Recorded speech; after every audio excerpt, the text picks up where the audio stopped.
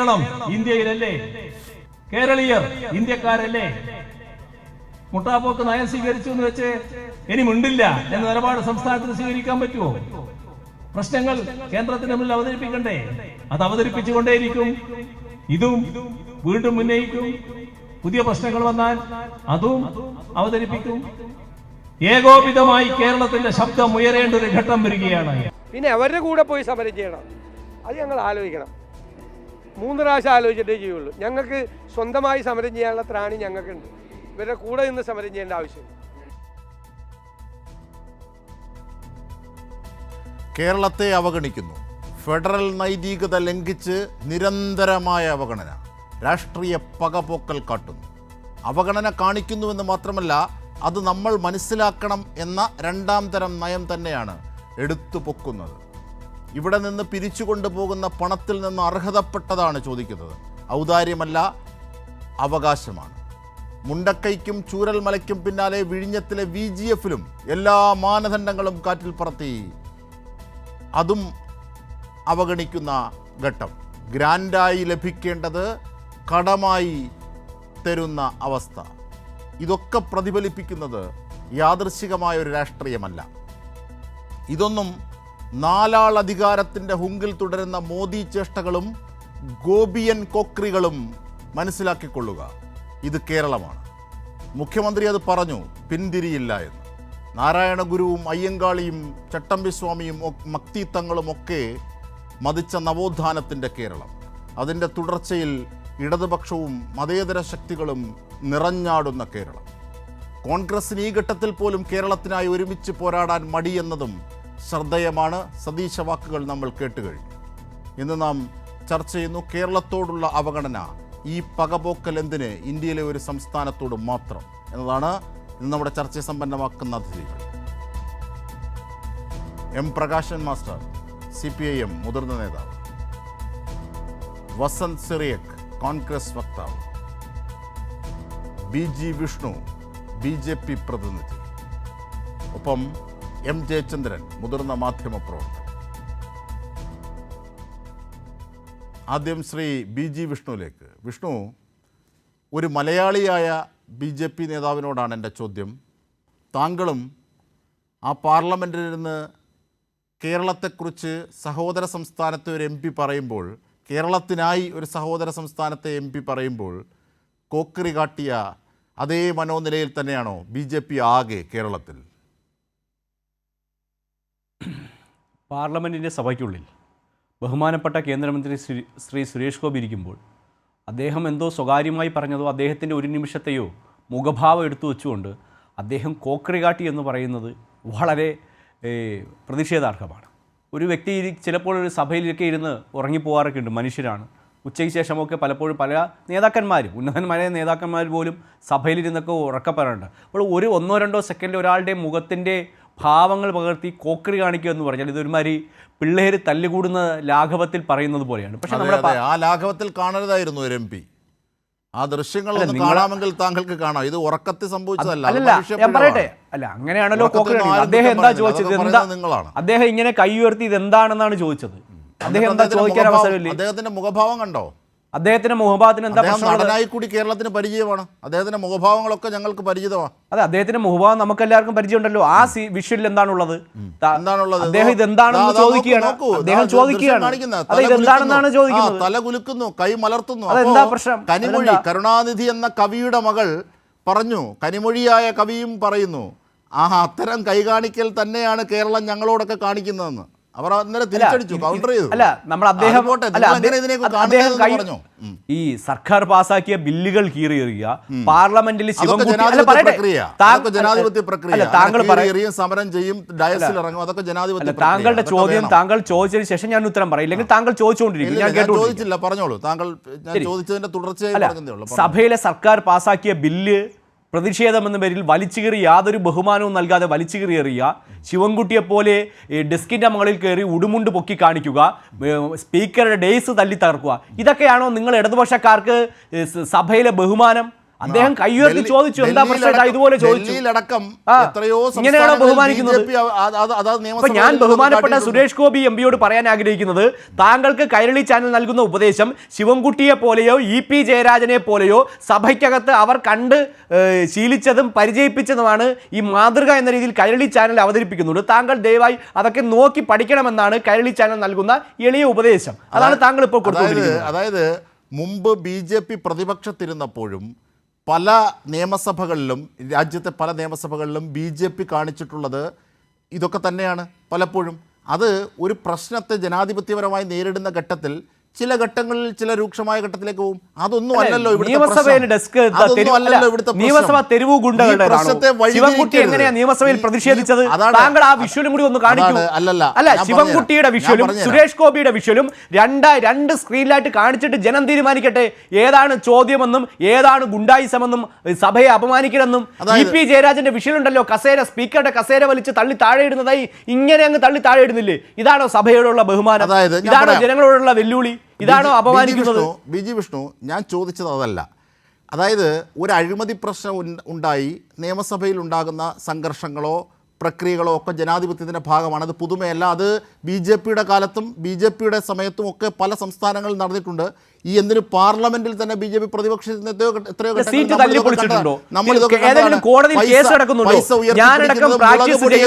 തിരുവനന്തപുരത്തെ ജുഡീഷ്യൽ കോടതിയിൽ EP ജയരാജനെതിരെ കേസില്ല എന്ന് പറഞ്ഞ് സർക്കാർ പിൻവലിക്കാൻ ശ്രമിച്ചപ്പോൾ അത് പറ്റില്ല, ഇതിലെ പ്രതികൾ വിചാരണ നേരിട്ടെ എന്ന് പറഞ്ഞ കോടതി ഇവിടെയുണ്ട്. ഈ തിരുവനന്തപുരത്താണ്, താങ്കൾ ഇരിക്കുന്ന സ്റ്റുഡിയോയ്ക്ക് തൊട്ടടുത്താണ്. അപ്പോൾ കോടതി വരെ വളരെ ലഘൂകരിക്കാത്ത, വളരെ സീരിയസ് ആണെന്ന് കണ്ടെത്തിയ വിഷയം ഇപ്പോഴും നിങ്ങളുടെ മുന്നിൽ നിൽക്കുമ്പോൾ നിങ്ങളുടെ MLA മാർ കാണിച്ച പേക്കൂത്ത് കണ്ട് ജനം പോലും പുച്ഛിച്ച് തള്ളിയപ്പോൾ സുരേഷ് ഗോപി എന്ത് എന്ന് കൈയുയർത്തി ചോദിച്ചപ്പോൾ അത് വലിയ പ്രശ്നമായി നിങ്ങൾക്ക് തോന്നുമായിരിക്കാം. പക്ഷേ കാണുന്ന ജനങ്ങൾ പൈസ ഉയർത്തി കാണിച്ചതും അടക്കമുള്ള മുഹൂർത്തങ്ങൾ പാർലമെന്റിൽ നടന്നിട്ടുണ്ട്. പൈസ ഉയർത്തി കാണിക്കുമ്പോഴാണോ നിയമസഭ തല്ലിപ്പൊളിക്കുന്നത്? കുതിരക്കച്ചവടത്തിന്റെ കാലം പൈസ ഉയർത്തി തിരിഞ്ഞു നോക്കൂ. തങ്ങളുമായി സമീപിച്ച പണം ഉയർത്തി കാണിച്ചു, സമീപിക്കാൻ സ്വാധീനിക്കാൻ ശ്രമിച്ചു എന്ന് പറയുന്നതും നിയമസഭ തല്ലിപ്പൊളിക്കുന്നതും ഒരേ ലാഘവത്തോടെയാണ് കേരളത്തിനായി സംവദിക്കുമ്പോൾ സഹോദര സംസ്ഥാനത്തെ ഒരു MP കേരളത്തിനായി ശബ്ദിക്കുമ്പോൾ കേരളത്തിൽ നിന്ന് തിരഞ്ഞെടുക്കപ്പെട്ട ഒരു MP സൈഡിൽ ഇരുന്ന് കൈകൊണ്ട് എന്താണെന്ന് ആംഗ്യമാണോ കാണിക്കേണ്ടത്? സ്വന്തം കുഞ്ഞിന് വേണ്ടി സംസാരിക്കേണ്ട ആളാണ് അങ്ങനെ കാണിക്കുന്നതെന്ന ബോധ്യം കേരളത്തിലെ മലയാളിയായ BJP നേതാവിനില്ലേ എന്നാണ് എൻ്റെ ചോദ്യം. അതെ, കേരളത്തിന് വേണ്ടി ദുരന്തം ഉണ്ടായപ്പോൾ 88 കോടി രൂപ BJP ഭരിക്കുന്ന സംസ്ഥാനങ്ങളിൽ നിന്നാണ് കേരളത്തിന് നൽകിയിട്ടുള്ളത്. അതെന്തേ താങ്കളൊന്ന് ഉറക്കെ പറയാൻ മറന്നുപോയി? തമിഴ്നാട് നൽകി, സഖ്യത്തിൽപ്പെട്ട സംസ്ഥാനങ്ങളൊക്കെ നൽകി. അപ്പോൾ വിവേചനമെന്നും കേരളത്തെ കളിയാക്കുന്നുള്ള നിങ്ങളുടെ വർഷം മാത്രമാണ്. അദ്ദേഹം ആരോടാണ് എന്താണ് ചോദിച്ചതെന്ന് നിങ്ങൾക്കറിയാമോ? ഇല്ലല്ലോ. അല്ല, അദ്ദേഹം ചോദിച്ചതെല്ലാം കേരളത്തെ അപമാനിക്കുകയാണെന്ന് പറഞ്ഞാൽ നിങ്ങൾ അങ്ങനെ പറഞ്ഞുകൊണ്ടിരിക്കാറേ ഉള്ളൂ. അദ്ദേഹം മറ്റാരോടോ സംസാരിച്ചതാണ് എന്താണ് എന്ന് ചോദിച്ചതാണ്. അതിൽ യാതൊരു അപമാനവും ഇല്ല.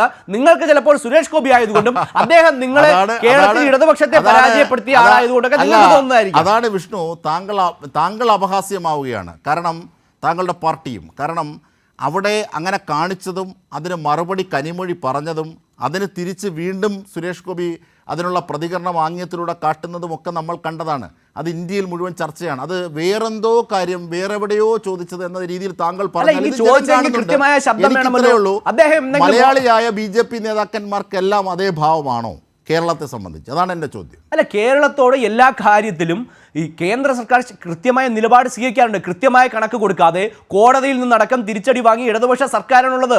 ആ സർക്കാരാണ് ജനങ്ങളെ അപമാനിക്കുന്നതും വെല്ലുവിളിക്കുന്നതും. അല്ലാതെ ഭാരതീയ ജനതാ പാർട്ടിയിൽ തിരഞ്ഞെടുക്കപ്പെട്ട MPമാരും അല്ല. സ്വന്തം ജോലികൾ കൃത്യമായി ചെയ്യാതെ സംസ്ഥാനത്തിന് അപമാനം ഉണ്ടാക്കുന്നത് CPM ആണ്. അമിക്കസ് ക്യൂറി പറഞ്ഞത് ഈ ആദ്യം മുതലേ പല വിധത്തിലും തെറ്റിദ്ധരിപ്പിക്കുന്നുണ്ടായിരുന്നു അമിത്ഷാ, കേന്ദ്ര ആഭ്യന്തരമന്ത്രി. അമിത്ഷാ പറഞ്ഞത് തെറ്റാണെങ്കിൽ എന്ന് പറയുന്നത് കൃത്യമായി അതിന്റെ പ്രക്രിയകളിലൂടെ കടന്നു പോയില്ല എന്ന് പറയുന്നത് തെറ്റാണെന്ന് കോടതി നിയമിച്ച അമിക്കസ് ക്യൂറി തന്നെ കോടതിയിൽ പറഞ്ഞ കാര്യമാണ്. ഞാൻ തിരിച്ചെത്താം വിഷ്ണു. സഭയിൽ ആരും പറഞ്ഞിട്ടില്ലല്ലോ അക്കാര്യങ്ങൾ. സഭയിൽ ഏത് സഭയിൽ? അല്ല, സഭയിലടക്കം അമിത്ഷാ പറഞ്ഞത് തെറ്റാണെന്ന് നിങ്ങൾ പറയൂ, തെളിയിക്കൂ. കൃത്യമായി രേഖകളുടെ അടിസ്ഥാനത്തിൽ തെറ്റാണെന്നാണ് കോടതി മുറിയിൽ തെളിഞ്ഞത്. കോടതി മുറിയിലൊരിടത്തും തെളിഞ്ഞിട്ടില്ല. കേന്ദ്ര ആഭ്യന്തരമന്ത്രിയാണ് കാര്യങ്ങൾ വിശദീകരിച്ചത്. സംസ്ഥാന സർക്കാരിനാണ് തിരിച്ചടിയേറ്റിട്ടുള്ളത്. കേന്ദ്ര ആഭ്യന്തരമന്ത്രി ആദ്യം പറഞ്ഞിരുന്നു ഞങ്ങൾ ആ പ്രളയം വരാൻ പോകുന്നു, ഇവിടെ ഉരുൾപൊട്ടാൻ പോകുന്നു എന്ന് പറഞ്ഞിരുന്നു എന്ന് മുൻകൂർ പറഞ്ഞിരുന്നു എന്ന് പറഞ്ഞതാണ്. പക്ഷേ അത് തെറ്റാണ്. റെഡ് അലർട്ട് പോലും നൽകിയില്ലെന്ന് പിന്നീട് പറഞ്ഞു. അതും വസ്തുതയാണ്. അവിടെയും കേന്ദ്ര ആഭ്യന്തരമന്ത്രി തന്നെയാണ് പൊളിഞ്ഞു വീണത്. കേന്ദ്ര ആഭ്യന്തരമന്ത്രി തെറ്റായിട്ടുള്ള എന്തെങ്കിലും നൽകിയിരുന്നെങ്കിൽ നിങ്ങൾക്ക് നിയമപരമായ നടപടി സ്വീകരിക്കാം. അങ്ങനെ സ്വീകരിച്ചുള്ളൂ. കൃത്യമായി എല്ലാ കാര്യങ്ങളും ആഭ്യന്തരമന്ത്രി നൽകിയിരിക്കുന്നത് വളരെ വ്യക്തമാണ്. CPM എം പ്രകാശ് മാസ്റ്റർ, നിങ്ങൾ കൃത്യമായി നൽകാത്തതാണ് ഇതിനൊക്കെ കാരണം എന്ന ഒറ്റ വാദത്തിൽ പിടിച്ചു നിൽക്കുകയാണ്. കേരളത്തിൻ്റെ അവകാശങ്ങൾ VGF ഫണ്ടിൻ്റെ വിഷയത്തിൽ, വയനാടിൻ്റെ വിഷയത്തിൽ നൽകിയില്ല എന്ന് പറയുന്നു. പക്ഷേ VGFൻ്റെ കാര്യത്തിൽ, അതായത് വയബിലിറ്റി ഗ്യാപ്പ് ഫണ്ടിൻ്റെ കാര്യത്തിൽ ഗ്രാൻഡായി അനുവദിക്കുന്ന മാനദണ്ഡം ലംഘിച്ച് അത് കടമാകുന്നു. 817 കോടിക്ക് 12,000 കോടി രൂപ കടം നൽകേണ്ടി വരുന്നു തിരിച്ച് സംസ്ഥാനം. മാത്രമല്ല ഈ തുറമുഖം കൊണ്ട്, വിഴിഞ്ഞം തുറമുഖം എന്ന അന്താരാഷ്ട്ര തലത്തിൽ തന്നെ വലിയ പ്രകൃതി സാധ്യതകളുള്ള ആ തുറമുഖം, അതിൻ്റെ 60 പൈസ കേന്ദ്രം കൊണ്ടുപോകുമ്പോൾ 3 പൈസ മാത്രമാണ് അത് ഫുൾ സ്വിങ്ങിലായാൽ കേരളത്തിൽ ലഭിക്കുക. ഇങ്ങനെയൊക്കെയുള്ള വസ്തുത അവിടെ നിൽക്കുകയാണ് VGF ഫണ്ടിൻ്റെ കാര്യത്തിലടക്കം. അപ്പോൾ ഇതൊരു നിരന്തര പ്രക്രിയയായി വരുന്നു. പക്ഷെ അത് നിങ്ങളുടെ കെടുകാര്യസ്ഥതയാണ്, നിങ്ങളുടെ സർക്കാരിൻ്റെ പിടിപ്പുകേടാണ് എന്നാണ് BJP വീണ്ടും വീണ്ടും വാദിക്കുന്നത്. M Prakashan master. ഇതിൽ കേരളത്തിലെ BJPയുടെ നേതാക്കന്മാരും അവരുടെ വക്താക്കളും ഈ വാദങ്ങൾ കൊണ്ട് എത്രമാത്രം പരിഹാസ്യമാവുന്നു എന്നവർ മനസ്സിലാക്കുന്നില്ല. BJPയും അതിൻ്റെ നേതാക്കന്മാരും കേരളത്തോട് കൊഞ്ഞനം കുത്തിക്കൊണ്ടിരിക്കുകയാണ് എന്നുള്ളതൊരു വസ്തുതയാണ്. അത് ഇപ്പോൾ സുരേഷ് ഗോപിയിലൂടെ പ്രകടമാകുന്നു എന്ന് മാത്രമേ ഉള്ളൂ. ഇവിടെ ഇപ്പോൾ രാജ്യത്തിലെ നിരവധി നിയമസഭകളിൽ നടന്നിട്ടുള്ള പ്രശ്നങ്ങളെ സംബന്ധിച്ചിടത്തോളം പരിശോധിക്കുമ്പോൾ നിയമസഭയിൽ വലിയ കയ്യാങ്കളി നടന്നിട്ടുണ്ട്, പരസ്പരം കസേരയേറ് നടന്നിട്ടുണ്ട്, പരസ്പരം ചെരിപ്പേറ് നടന്നിട്ടുണ്ട്.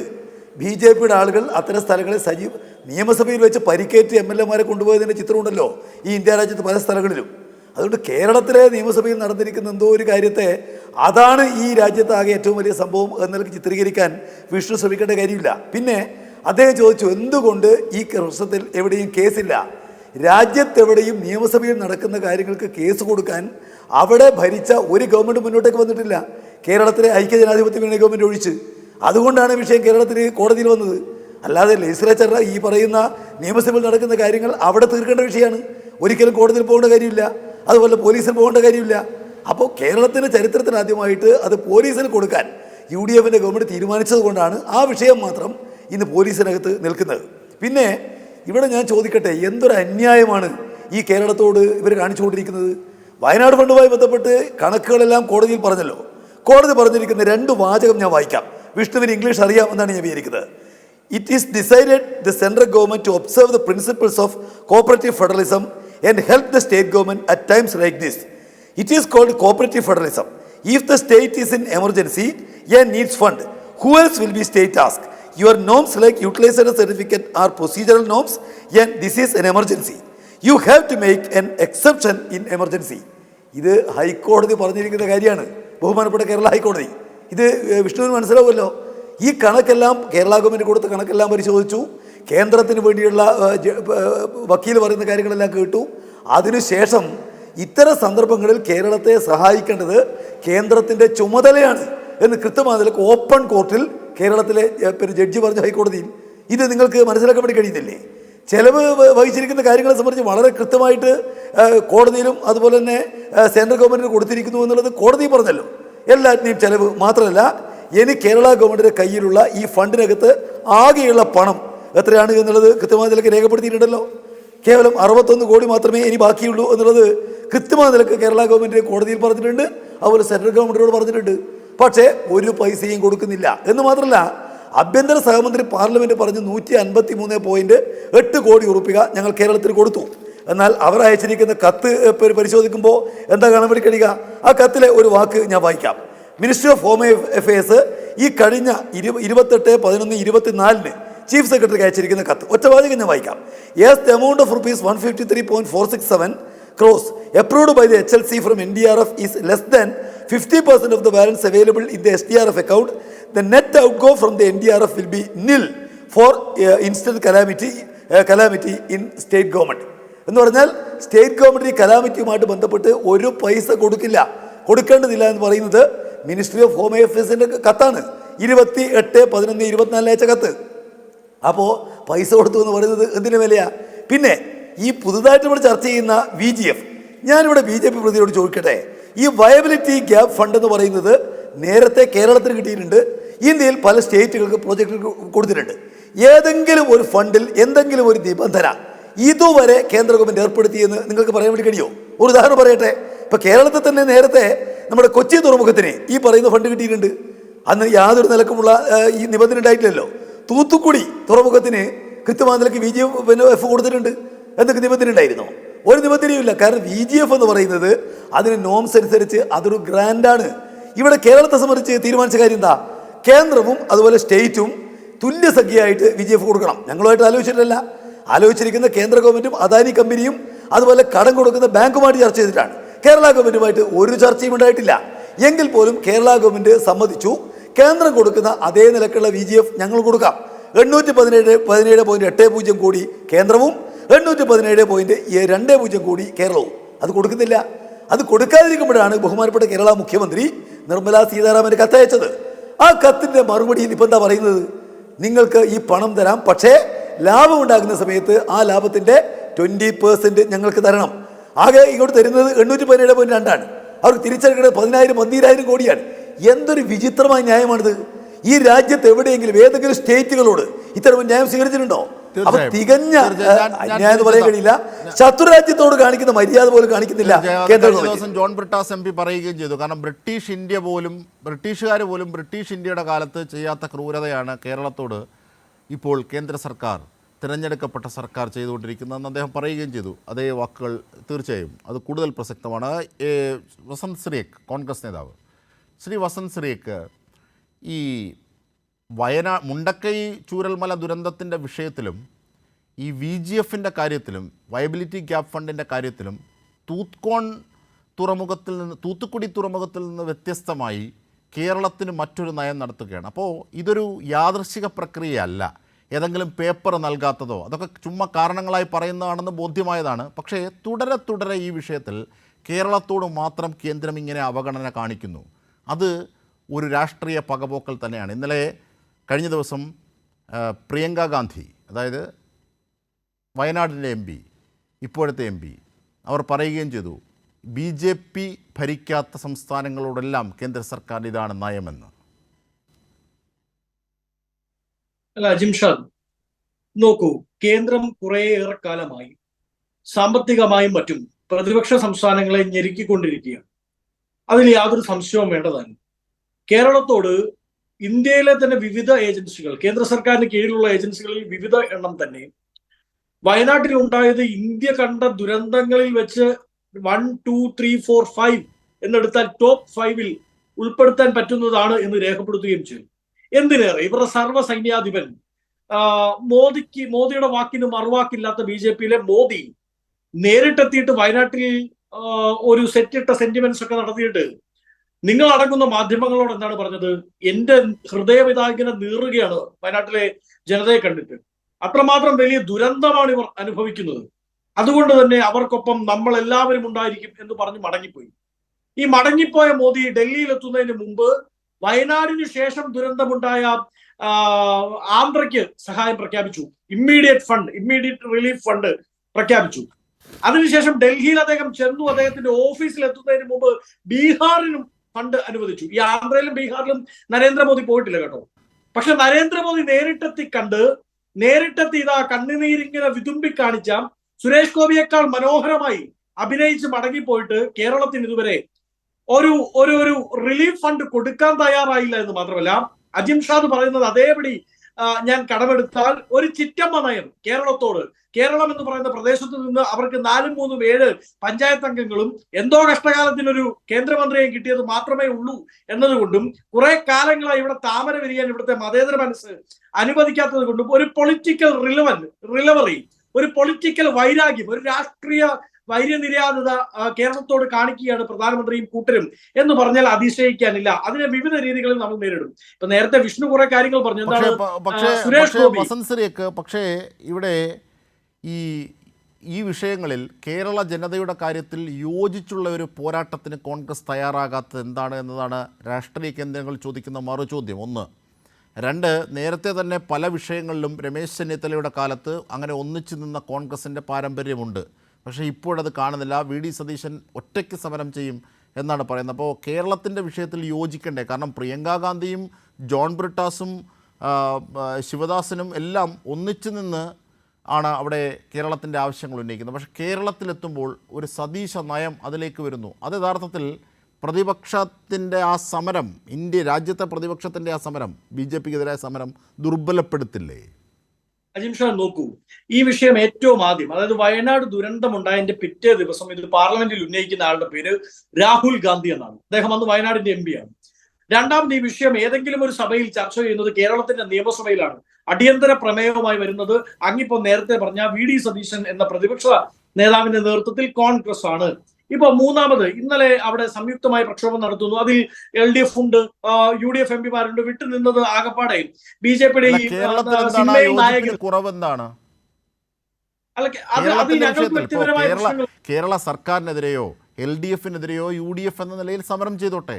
ഇത് കേരളത്തിന് അവകാശപ്പെട്ട ഫണ്ട് നിഷേധിക്കുകയാണ്. നിഷേധിക്കുന്നത് കേന്ദ്ര സർക്കാരാണ്, BJP സർക്കാരാണ്, മോദി സർക്കാരാണ്. അപ്പോൾ അവിടെ ഒരു പൊതു കോസ് ഉണ്ട്. അപ്പോൾ ആ അർത്ഥത്തിൽ രാജ്യത്തെ പ്രതിപക്ഷം എന്ന നിലയിൽ ഒന്നിച്ചു നിന്ന് കേരളത്തിൻ്റെ ആവശ്യത്തിനായി സമരം ചെയ്തുകൂടെ? അങ്ങനെ സമരം ചെയ്താൽ ഈ രാഷ്ട്രീയ ഭാവിക്ക് മങ്ങലേൽക്കുമോ സതീശൻ്റെ? യാതൊരു മങ്ങലേൽക്കലിന്റെ പ്രശ്നമല്ല. ഞങ്ങളെ സംബന്ധിച്ച് അതിൽ വ്യക്തമായ രാഷ്ട്രീയ കാരണങ്ങളുണ്ട്. ഞാൻ പറഞ്ഞല്ലോ, യോജിച്ചു പോകേണ്ടടുത്ത് യോജിച്ച്, അങ്ങനെ യോജിച്ചു പോയതുകൊണ്ടാണ് പാർലമെന്റിൽ ഇന്നലെ പ്രക്ഷോഭം ഉണ്ടാവുന്നത്. രാഹുൽ ഗാന്ധി ആ പ്രമേയം അവതരിപ്പിക്കുന്നത്. കേരളത്തിന്റെ നിയമസഭ ഒന്നടങ്കം പ്രതിപക്ഷം കൊണ്ടുവന്നതാണോ എന്ന് നോക്കി ഭരണപക്ഷം കൊണ്ടുവരട്ടെ എന്ന് നോക്കി പ്രതിപക്ഷമോ മാറുന്നില്ലല്ലോ. നമ്മൾ ഒരുമിച്ചാണ് കേരളത്തിന്റെ നിയമസഭ പ്രമേയം പാസ്സാക്കുന്നത്. അപ്പൊ ഒന്നിച്ച് പോകേണ്ടടുത്ത് ഒന്നിച്ചും, അല്ലാതെ സമരം ചെയ്യേണ്ടടുത്ത് അല്ലാതെയും ചെയ്തേ മതിയാവും. നോക്കൂ, ഞങ്ങളെ സംബന്ധിച്ച് ഞങ്ങൾക്ക് വിവിധ പ്രശ്നങ്ങളുണ്ട്. കേരള സർക്കാരുമായി ബന്ധപ്പെട്ട് വയനാട് ദുരന്തത്തിൽ കർണാടക ഗവൺമെന്റ് ശ്രീ KC വേണുഗോപാലിന്റെ ഒക്കെ ഇടപെടലിന്റെ ഭാഗമായി കർണാടക ഗവൺമെന്റ് 100 വീടുകൾ വെച്ച് നൽകാമെന്ന് പറയുന്നു. ഇതുവരെ ആ ലെറ്ററിന്, ആ ഒരു സന്നദ്ധതയ്ക്ക് ഒരു മറുപടി കത്ത് പോലും കേരളം അയച്ചിട്ടില്ല. നോക്കൂ, അതല്ലല്ലോ പ്രധാനപ്പെട്ട വിഷയം. കേന്ദ്രത്തിന്റെ അവഗണനയാണ്. ചർച്ച അതിലേക്ക് തന്നെ ഫോക്കസ് ചെയ്യാനാണ് ഞാൻ താല്പര്യപ്പെടുന്നത്. പക്ഷെ അങ്ങ് ചോദിച്ചതുകൊണ്ട് പറയാണ്, ഞങ്ങൾക്ക് ഇങ്ങനെ കുറച്ച് ബുദ്ധിമുട്ടുകളുണ്ട്, പൊളിറ്റിക്കൽ ബുദ്ധിമുട്ടുകൾ ഞങ്ങൾക്ക് ഉണ്ടായിട്ടുണ്ട്.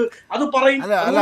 ഒന്നിച്ച് സമരം, വീട്ടിലെ പ്രശ്നങ്ങൾ പറഞ്ഞു തീർക്കാം, സമരം ചെയ്യാം, ഒക്കെ ചെയ്യാം. പക്ഷേ ഒരു പൊതുശത്രു എന്ന നിലയിൽ BJPയോട്, കേന്ദ്ര സർക്കാരിനോട് കേരളത്തിൻ്റെ അവകാശം നിഷേധിക്കുമ്പോൾ ഒന്നിച്ചുകൂടെ എന്നാണ് എൻ്റെ ചോദ്യം. അങ്ങനെ ഒന്നിച്ച പാരമ്പര്യം നേരത്തെയുണ്ട്, ഇപ്പോൾ കേന്ദ്ര തലത്തിലുമുണ്ട്.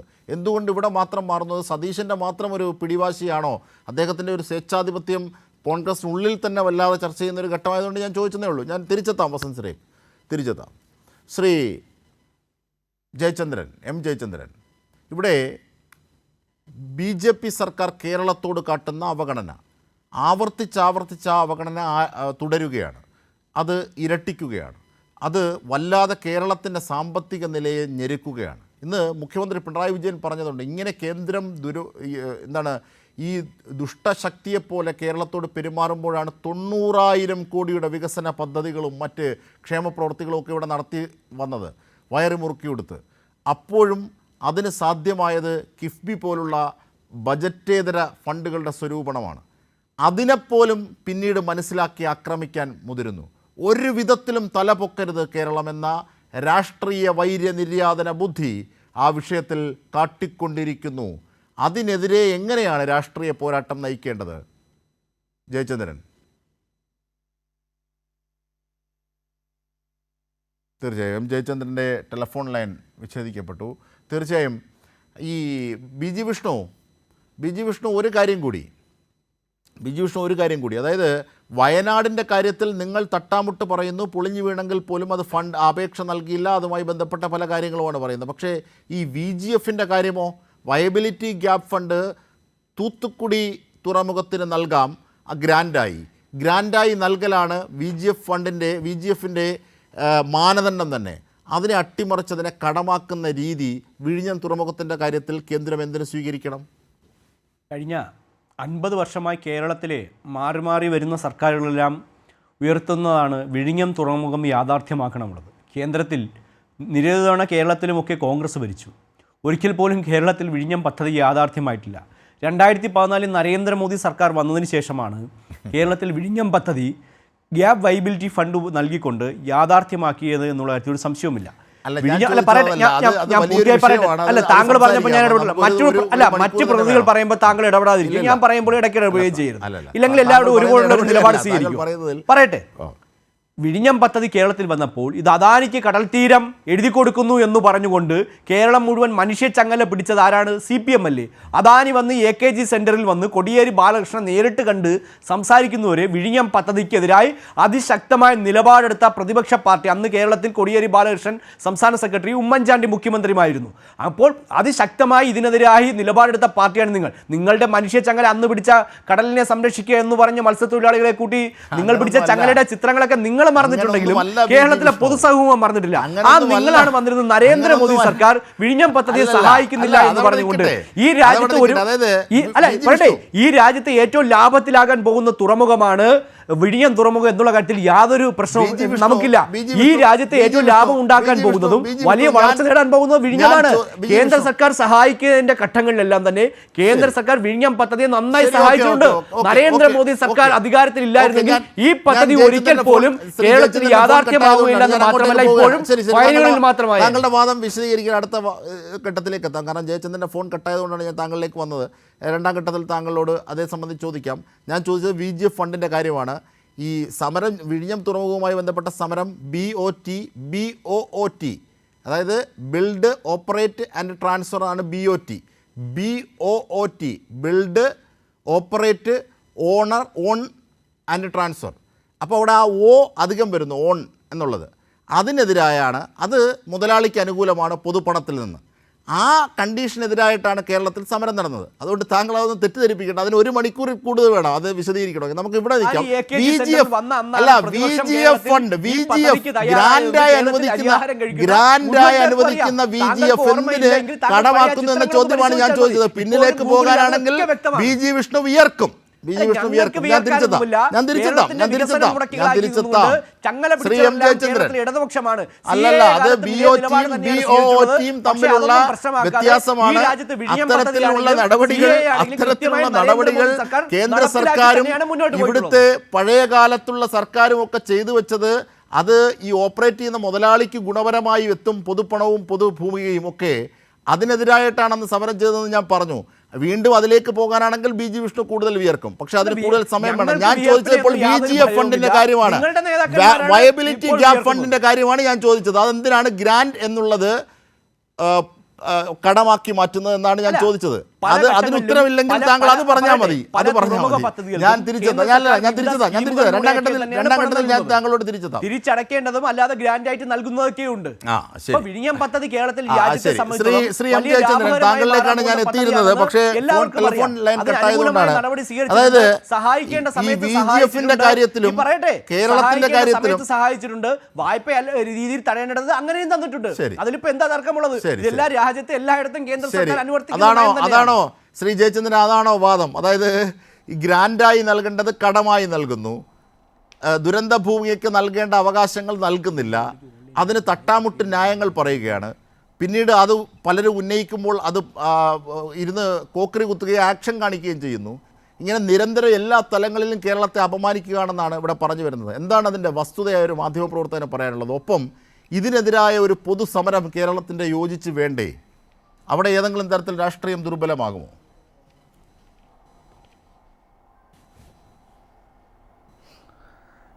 ഇത് പിന്നെ അജിംഷാദ്, ഈ വയബിലിറ്റി ഗ്യാപ് ഫണ്ട് ഇപ്പോൾ മറ്റേ വയനാട്ടിലെ മുണ്ടക്കൈ ചൂരൽമല എല്ലാവരും പറഞ്ഞ വിഷയമാണ്. എങ്കിലും അതിനെ സംബന്ധിച്ച് എൻ്റെ ഒരു അഭിപ്രായം പറഞ്ഞ് VGFിലേക്ക് കടക്കാമെന്ന് വിചാരിക്കുന്നു. നമ്മൾ ഇന്നലെ കണ്ടത് എന്താണ്? കനിമൊഴി ഗംഭീരമായത് പറഞ്ഞു. അവർ പറഞ്ഞൊരു വാചകമുണ്ട് കേട്ടോ, അത് ശ്രദ്ധേയമായൊരു വാചകമാണ്. ക്ലാസ്സിൽ ഏറ്റവും നന്നായി പഠിക്കുന്ന കുട്ടിയെ പുറത്ത് നിർത്തുക, അതാണ് ഞങ്ങളോട് ചെയ്യുന്നത്. ആരോട്? തമിഴ്നാടിനോട് ചെയ്യുന്നത്. ജനങ്ങൾക്ക് വേണ്ട കാര്യങ്ങളെല്ലാം ഗംഭീരമായി ചെയ്യുന്നു, ജനങ്ങൾ അതിനോട് താല്പര്യം പുലർത്തുന്നു. പക്ഷേ ഞങ്ങൾക്ക് വേണ്ട കാര്യങ്ങൾ കേന്ദ്ര ഗവൺമെൻറ് ചെയ്തു തരുന്നില്ല. ഞങ്ങളോട് കാണിക്കുന്ന അതേ മനോഭാവമാണ് തൊട്ടയൽ സംസ്ഥാനമായ കേരളത്തോടും കാണിക്കുന്നത്. ഇതാണ് അവർ പറഞ്ഞത്. ഉടനെ കോക്കറി കാണിക്കുകയാണ് പിന്നെ അവിടെ ഇരുന്ന് സുരേഷ് ഗോപി ചെയ്യുന്നത്. അപ്പോൾ ഉടനെ കനിമൊഴി അതിന് മറുപടിയും പറഞ്ഞു, ഇതാണ് സർ നിങ്ങളുടെ സർക്കാർ ഞങ്ങളോടും അയൽ സംസ്ഥാനത്തോടും ചെയ്യുന്നത് താങ്കൾ ഈ കാട്ടുന്ന ഇതേ രീതിയിലുള്ള നടപടി തന്നെയാണ് എന്ന് വളരെ ശക്തിയായി തന്നെ പ്രതികരിക്കുകയും ചെയ്തു. അപ്പോൾ അതുകൊണ്ട് സംഭവിച്ചത് എന്താണ്? കേരളത്തിൽ നിന്ന് ഇപ്പോൾ 2 കേന്ദ്ര സഹമന്ത്രിമാരാണുള്ളത്. ഒന്ന് സുരേഷ് ഗോപി എന്ന കേന്ദ്ര സഹമന്ത്രി, 2 ജോർജ് കുര്യൻ എന്ന കേന്ദ്ര സഹമന്ത്രി. സുരേഷ് ഗോപിയുടെ നിരവധി ഇത്തരം പ്രകടനങ്ങളിലൂടെ ഞാൻ പലപ്പോഴും മുൻപും ചർച്ചകളിൽ പറഞ്ഞിട്ടുണ്ട്, അദ്ദേഹം വിചാരിക്കുന്ന അദ്ദേഹം ഇപ്പോഴും ഭരചന്ദ്രൻ എന്ന വേഷത്തിൽ തന്നെ അഭിനയിച്ചുകൊണ്ടിരിക്കുകയാണെന്നാണ് ഞാൻ എപ്പോഴും പറയാറുള്ളത്. ഇപ്പോഴും അതുതന്നെയാണ് പറയുന്നത്. പക്ഷേ എത്രയോ മാന്യതയുണ്ടായിരുന്നു ഭരചന്ദ്രൻ്റെ പ്രവർത്തികൾക്കും പെരുമാറ്റങ്ങൾക്കും സംഭാഷണങ്ങൾക്കും പോലും എന്ന് തോന്നിപ്പോകും. മറ്റൊന്ന്, ജോർജ് കുര്യൻ എന്ന മന്ത്രി എത്രയോ സുരേഷ് ഗോപിയേക്കാൾ എത്രയോ മുകളിൽ നിൽക്കുന്ന ഉന്നത ശീർഷനായ ഒരു കേന്ദ്ര സഹമന്ത്രിയാണ് എന്ന് അദ്ദേഹത്തിൻ്റെ വ്യക്തിത്വം കൊണ്ട് അദ്ദേഹത്തിൻ്റെ വലിപ്പം കൂടുതൽ നമുക്ക് സ്വീകാര്യനാക്കുകയാണ് ചെയ്യുന്നത്. സുരേഷ് ഗോപി ഇങ്ങനെ വാ തുറക്കും തോറും അദ്ദേഹത്തിൻ്റെ പ്രവർത്തികളിലൂടെ ഇതുപോലുള്ള പ്രവർത്തികളിലൂടെയും കൂടുതൽ ജനങ്ങളുടെ മുമ്പിൽ ചുരുങ്ങി വരുമ്പോൾ അപമാനഭരിതമായി തലകുനിക്കേണ്ടി വരുന്നത്, ചൂളി ഉറഞ്ഞു പോകുന്നത് ഇദ്ദേഹത്തിന് വോട്ട് ചെയ്ത് തൃശ്ശൂരെ ലോക്സഭാ മണ്ഡലത്തിലെ ജനങ്ങളാണ് എന്നുള്ള യാഥാർത്ഥ്യം മുമ്പിൽ നിൽക്കുന്നു. അത്രത്തോളം ജോർജ് കുര്യൻ്റെ മഹത്വം വർദ്ധിച്ചു വരുന്നതായി നമ്മൾ കാണുകയും ചെയ്യുന്നുണ്ട്. അത് മാത്രമേ ഞാൻ അത് സംബന്ധിച്ച് പറയുന്നുള്ളൂ. ബാക്കി കാര്യങ്ങളൊക്കെ പിന്നെ എല്ലാവരും പ്രകാശൻ മാസ്റ്ററും വസന്തും ഒക്കെ പറഞ്ഞിട്ടുണ്ടല്ലോ. ഈ VGF എന്ന വയബിലിറ്റി ഗ്യാപ്പ് ഫണ്ട് അത് പ്രധാനമായിട്ടും പറയാനുണ്ട്. കാരണം ഈ വയബിലിറ്റി ഗ്യാപ്പ് ഫണ്ട് എന്ന പദ്ധതി ഇന്ത്യയിൽ ആരംഭിക്കുന്നത് 2005 ഒന്നാം UPA സർക്കാരിൻ്റെ കാലത്താണ് ഈ പദ്ധതി തുടങ്ങുന്നത്. നാളിതുവരെയായി 238 പദ്ധതികളിലായി VGF കൊടുത്തത് 23,665 കോടി രൂപയാണ്. 23,665 കോടി രൂപ 2005 മുതൽ ഈ 2024 വരെയുള്ള കാലയളവിൽ. 2024 കൊടുത്തത് തൂത്തുക്കുടി തുറമുഖത്തിന് 1,112 കോടി രൂപ VGF ആയിട്ട് കൊടുത്തത്.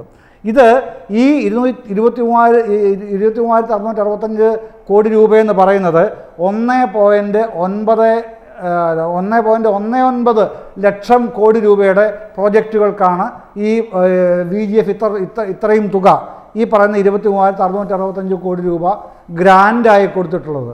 ഇതിൽ 1 രൂപ പോലും നാളിതുവരെ ലോണായിട്ടല്ല കൊടുത്തിട്ടുള്ളത്. ഏതാ VGF എന്ന വയബിലിറ്റി ഗ്യാപ്പ് ഫണ്ട് ഈ 2005 മുതൽ ഈ 2024 തൂത്തുക്കുടിക്ക് കൊടുത്തത് വരെ, ഔട്ടർ ഹാർബറിലാണ് അവിടെ കൊടുത്തത് 1,112 കോടി രൂപ, അതുവരെ കൊടുത്തത് 1 രൂപ പോലും ലോണല്ല. പിന്നെ എങ്ങനെയാണ് വയബിലിറ്റി ഗ്യാപ്പ് ഫണ്ട് കേരളത്തിൽ വിഴിഞ്ഞത്തിന് മാത്രം ലോണാകുന്നത്? ഈ ഒരൊറ്റ കാര്യം മറുപടി പറഞ്ഞാൽ മതി വിഷ്ണു, അവിടെ പ്രശ്നം തീർന്നു. VGFൽ നിങ്ങൾ 2005 തുടങ്ങിയ ഈ പരിപാടിയിൽ, ഈ പദ്ധതിയിൽ ഇത്രയും നാളായിട്ട് ഞാൻ പറഞ്ഞല്ലോ 238 പ്രോജക്റ്റിൽ 238 പ്രോജക്റ്റുകൾക്കും കൊടുത്തത് ഗ്രാൻഡായിട്ടാണ്. 1 പൈസ തിരിച്ചടയ്ക്കേണ്ട. പേര് വയബിലിറ്റി ഗ്യാപ്പ് ഫണ്ട് എന്ന് തന്നെയാണ്.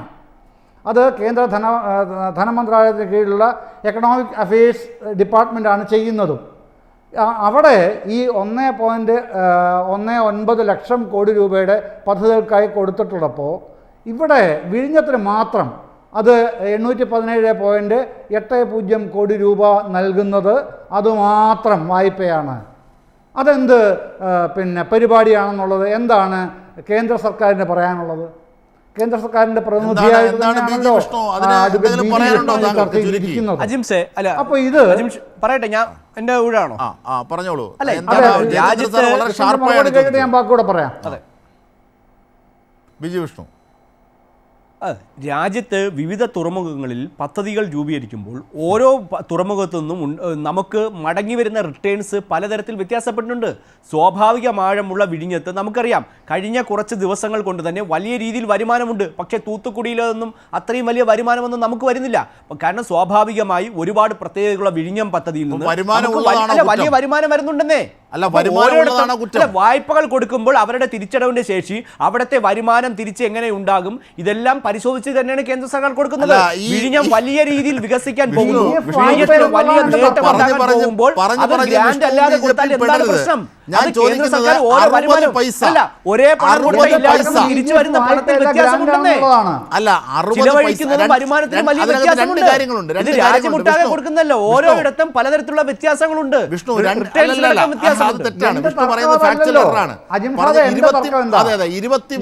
VGF ഗ്രാൻഡ് ആണ്.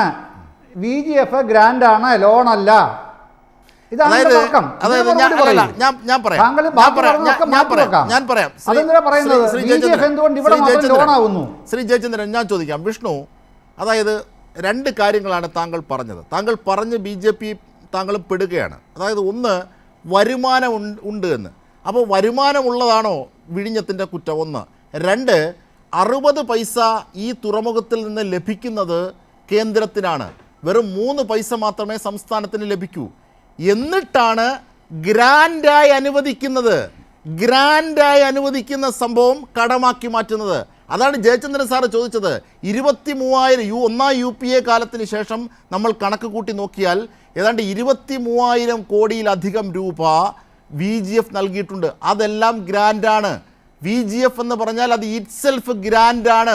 മഞ്ഞൾ എന്നാൽ മഞ്ഞിച്ചിരിക്കുമെന്ന് പറയുന്നത് പോലെ VGF എന്ന് പറഞ്ഞാൽ ഗ്രാൻഡാണ്.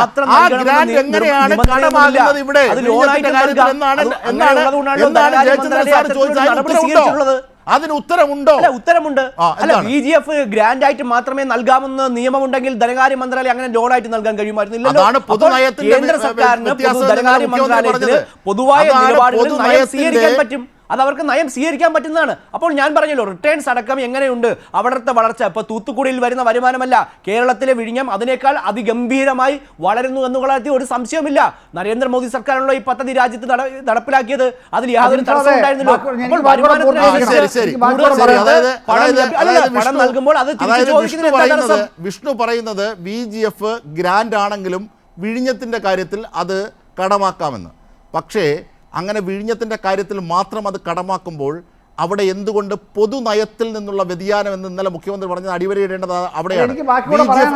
ഞാൻ ജയചന്ദ്രനിലേക്ക് എത്തിയാണ്. VGF എന്ന ഗ്രാൻഡ് എങ്ങനെ കടമായി കേരളത്തിന്റെ വിഴിഞ്ഞത്തിന്റെ വിഷയത്തിൽ മാത്രം എന്നാണ് ചോദ്യം.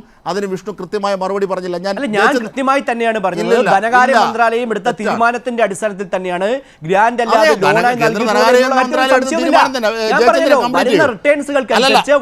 വളർച്ചയ്ക്കനുസരിച്ച് വിഷ്ണു ഇടയ്ക്കൊരു അവസരം തന്നാണ്. ജയചന്ദ്രൻ കംപ്ലീറ്റ് ചെയ്യൂ താങ്കളുടെ വാദം.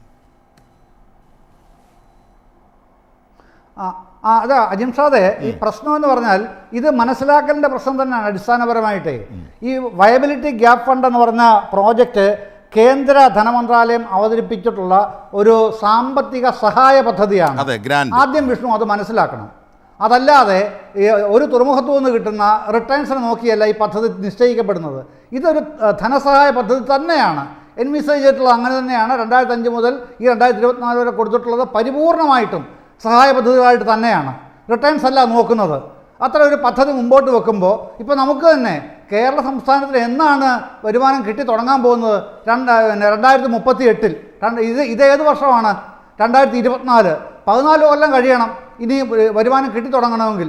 ഇപ്പോൾ ഫസ്റ്റ് ഫേസാണ് ട്രയൽ റൺ പൂർത്തീകരിച്ചിരിക്കുന്നത്. സെക്കൻഡ് ഫേസിലേക്ക് കൊമേഴ്ഷ്യൽ റണ്ണിലേക്ക് സെക്കൻഡ് ഫേസ് അല്ല, ഫസ്റ്റ് ഫേസിന് തന്നെ കൊമേഴ്ഷ്യൽ റണ്ണിലേക്ക് ഈ മാസവും അടുത്ത മാസവും പോകാൻ പോവുകയാണ്. അപ്പോൾ അവിടെ ധനസഹായമായിട്ട് തന്നെയാണ് VGF അല്ലാതെ കൊടുക്കാൻ കഴിയില്ലെന്ന് ഇന്ത്യയിൽ എവിടെയും. എന്തുകൊണ്ട് അങ്ങനെ കൊടുത്തു ധനമന്ത്രാലയം എന്ന് ചോദിച്ചാൽ പൊളിറ്റിക്കൽ പ്രഷർ. അത് മാത്രമേ ഉള്ളൂ ഉത്തരം. നിങ്ങളുടെ രാഷ്ട്രീയ സമ്മർദ്ദം, BJPയുടെ രാഷ്ട്രീയ സമ്മർദ്ദം കൊണ്ട് ഇത് അങ്ങനെയാക്കുകയാണ്. പക്ഷേ പ്രശ്നമുണ്ട്. തകരാറ് എവിടെയാണെന്നറിയാമോ? കോടതിയിൽ പോവുകയാണ് ആൾക്കാർ. കേരളത്തിൽ തന്നെ ഈ കാര്യത്തിൽ ഹൈക്കോടതിയിലേക്ക് പോകാൻ ഇപ്പം മുണ്ടക്കൈ ചൂരമേലയുടെ കാര്യത്തിൽ ഹൈക്കോടതി മിനിഞ്ഞാന്ന് പറഞ്ഞല്ലോ, ഞങ്ങൾ നിലനിൽക്കാം, കേന്ദ്ര ഗവൺമെൻറ് പൈസ കൊടുത്തേ പറ്റൂ. അതുപോലെ ഈ കേസും ഹൈക്കോടതിയിലേക്ക് പോകാൻ പോവുകയാണ്. ഇത് VGF ലോണല്ല, ഗ്രാൻഡ് തന്നെയാണ്.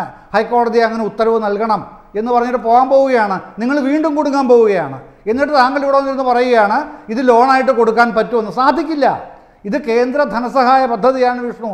VGF വയബിലിറ്റി ഗ്യാപ്പ് ഫണ്ട് അതിനുള്ളത് മാത്രമാണ്. അല്ലെങ്കിൽ ഒന്ന് എടുത്തു നോക്കൂ. നമുക്ക് പബ്ലിക് ഡൊമൈനിൽ അവൈലബിൾ ആണല്ലോ ഇതിൻ്റെ മുഴുവൻ കാര്യങ്ങളും.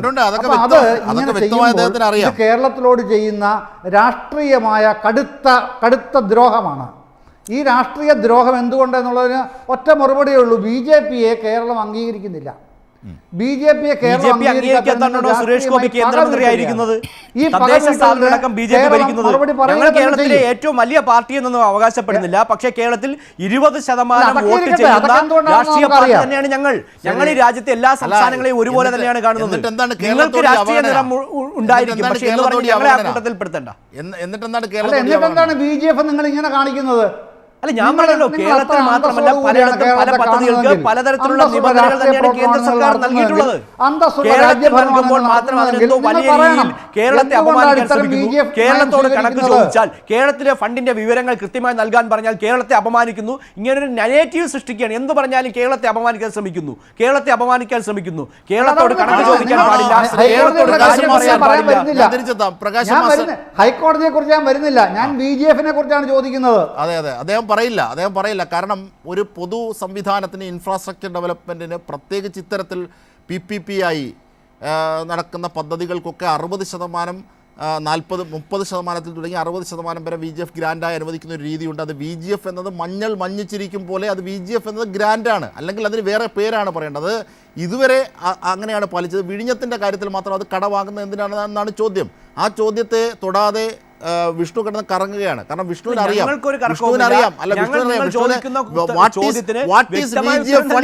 What is VGF funding in India എന്ന് താങ്കൾക്ക് ഗൂഗിൾ ചെയ്ത് കൊടുത്താൽ കാണാൻ പറ്റും. അതിനാണ് താങ്കൾ ഇങ്ങനെ കറങ്ങുന്നത്. ശരി, കേരളത്തിൽ നയപരമായ തീരുമാനം സംസ്ഥാന സർക്കാരിന് തീരുമാനമെടുക്കുന്നത് പോലെ പല കാര്യങ്ങളിലും കേന്ദ്ര സർക്കാരും ധനകാര്യ മന്ത്രാലയം തീരുമാനമെടുക്കും. അത് ഗവൺമെന്റിന്റെ തീരുമാനമാണ്, മന്ത്രാലയത്തിന്റെ തീരുമാനമാണ്. അല്ല, ഞങ്ങൾക്ക് ഒരു ഉത്തരത്തിലും ചോദ്യമില്ലാതെ ഉത്തരമില്ലാതെ ഒന്നുമില്ല. ശരി, ശ്രീ M. പ്രകാശം മാസ്റ്റർ, അങ്ങനെ പല അതാണ് പൊളിറ്റിക്കൽ എനിമിറ്റി എന്ന് പറഞ്ഞാൽ, അതാണ് പൊളിറ്റിക്കൽ എനിമിറ്റി, രാഷ്ട്രീയ ശത്രുത. അദ്ദേഹം അത് പറഞ്ഞ് സമ്മതിച്ചു. M. പ്രകാശം മാസ്റ്റർ, എന്താണ് ഈ വിഷയത്തിലുള്ള രാഷ്ട്രീയം പ്രതിഫലിക്കുന്നത്? നോക്കൂ, ഇവിടെ വയബിലിറ്റി ഗ്യാപ്പ് ഫണ്ടിൻ്റെ കാര്യത്തിൽ പോലും ഈ നിലപാട് സ്വീകരിക്കുന്നത്, അതായത് നിങ്ങളെ ബോധ്യപ്പെടുത്തുകയാണ്. ഇത് അവഗണനയാണ് എന്ന് കേരളത്തിലെ ജനങ്ങൾക്കും കേരളത്തിനും ബോധ്യമാകണം എന്ന ബുദ്ധിയോടുകൂടിയാണ് കേന്ദ്രം പ്രവർത്തിക്കുന്നത്. അല്ലെങ്കിൽ ലോകത്തെവിടെയും ഗ്രാൻഡായി നൽകുന്ന ഒന്ന് കടമായി നൽകില്ലല്ലോ. അതാണ് അതിലെ ഒന്നാമത്തെ കാര്യം. പക്ഷേ അത് കേരളത്തിലെ മലയാളികളായ BJP നേതാക്കന്മാർക്ക് അത് ബോധ്യമാകുന്നില്ല എന്നുള്ളത് അതിൻ്റെ വൈചിത്ര്യം. അവരാണ് അവിടെ നിന്ന് ഗോഷ്ഠി കാണിക്കുന്നത്. പക്ഷേ ഇതിനെ രാഷ്ട്രീയമായി നേരിടേണ്ടതുണ്ട്. ഇന്ന് മുഖ്യമന്ത്രി പറഞ്ഞ കാര്യം, ഇത്തരത്തിൽ പകപോക്കലിൽ ഞെരിച്ചമർത്തിയാൽ പൊലിഞ്ഞു പോകുമെന്നാണോ നിങ്ങൾ കരുതിയത് എന്ന്. അതായത് കേന്ദ്രത്തിൻ്റെ അത്തരം പദ്ധതികൾക്കെതിരെ ഒരു പ്ലാൻ ബിയുമായി ഈ ജനതയ്ക്കായി നിങ്ങൾ പോരാടും എന്നതിൻ്റെ സന്ദേശമാണോ മുഖ്യമന്ത്രി പറയുന്നത് രാഷ്ട്രീയമായി?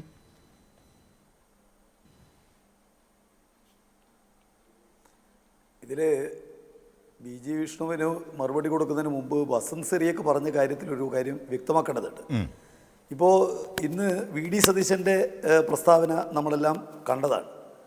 എന്തുകൊണ്ടാണ് BJPയുടെ ഗവൺമെൻറ്റിന് കേരളത്തോട് ഈ ശത്രുതാപരമായ നിലപാട് കാണിക്കാനാവുന്നത് എന്ന കാര്യം പരിശോധിക്കുമ്പോൾ ഈ വിഷയത്തിൽ UDFും അതിനെ നയിക്കുന്ന കോൺഗ്രസും സ്വീകരിച്ച സമീപനം വളരെ പ്രധാനപ്പെട്ട കാരണങ്ങളിലൊന്നാണ്. ഈ കേരളത്തിന് കടമെടുക്കാനുള്ള അനുമതി നിഷേധിച്ചപ്പോൾ, കേരളത്തിന് അർഹമായ നിലക്കുള്ള ഫണ്ട് തരാൻ വേണ്ടിയിട്ട് കേന്ദ്ര ഗവൺമെൻറ് തയ്യാറാവാതിരുന്നപ്പോൾ, ഈ വിഷയം ജനങ്ങളുടെ മുമ്പിൽ സംയുക്തമായിട്ട് ഉന്നയിക്കാൻ തീരുമാനിച്ച ഗവൺമെൻറ്റാണ് LDFൻ്റെ ഗവൺമെൻറ്. അതിനുവേണ്ടി എല്ലാ പാർട്ടികളും ചേർന്ന്, എല്ലാ MLA-മാരും ചേർന്ന് നടത്താൻ തീരുമാനിച്ച പരിപാടിയായിരുന്നു നവകേരള സദസ്സ്. അതിനകത്ത് കോൺഗ്രസ് പങ്കെടുത്തില്ല. ഈ വിഷയം സംബന്ധിച്ചുകൊണ്ട് രാജ്യതലസ്ഥാനത്ത് ഒരു സമരം നടത്താൻ കേരളത്തിലെ ഗവൺമെൻറ് തീരുമാനിച്ചത് UDFനെ കോൺഗ്രസിനെ ഉൾപ്പെടെ പങ്കെടുപ്പിച്ചുകൊണ്ടാണ്. പക്ഷേ കോൺഗ്രസ് ആ പരിപാടിക്കകത്ത് പങ്കെടുത്തിട്ടില്ല. യഥാർത്ഥത്തിൽ കോൺഗ്രസ് സ്വീകരിച്ച ഈ നിലപാടാണ് ഈ അന്യായം തുടരാൻ BJPക്ക് കരുത്തു നൽകിയത് എന്നുള്ളതൊരു വസ്തുതയാണ്. എന്തുകൊണ്ടാണ് രാജ്യത്തിൻ്റെ ചരിത്രത്തിൽ ആദ്യമായിട്ട് ഒരു ഗവൺമെൻറ്റിന് കടം വാങ്ങാനുള്ള അർഹതയ്ക്ക് വേണ്ടി സുപ്രീം കോടതിയെ സമീപിക്കേണ്ടി വന്നത്? അത് കേരളത്തിൻ്റെ ചരിത്രത്തിൽ ആദ്യമായിട്ടാണ്. മുഖ്യമന്ത്രിയും മന്ത്രിമാരും അടക്കമുള്ള എല്ലാ ആളുകളും ഡൽഹിയിൽ ചെന്ന് സമരം നടത്തിന് വന്നത് എന്തുകൊണ്ടാണ്? അത് ഇന്ത്യയുടെ ചരിത്രത്തിൽ ആദ്യമായിട്ടാണ്.